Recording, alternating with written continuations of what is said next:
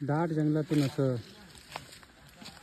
मार्गक्रमण करत करत करत करत आपल्याला आपल्या ठाणाळी लेणीकडे जायचं आहे. घनदाट असं अरण्य आहे इथं, जे आपण फक्त छत्रपती शिवाजी महाराजांच्या काळात, त्या काळात जसं अरण्य होतं त्याच प्रकारचं अरण्य आता असावं असं भास होतोय.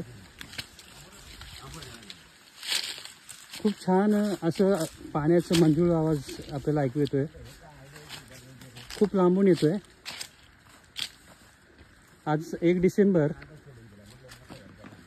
तरी अजून हिरवेगार असं वनराई दिसते आपल्याला.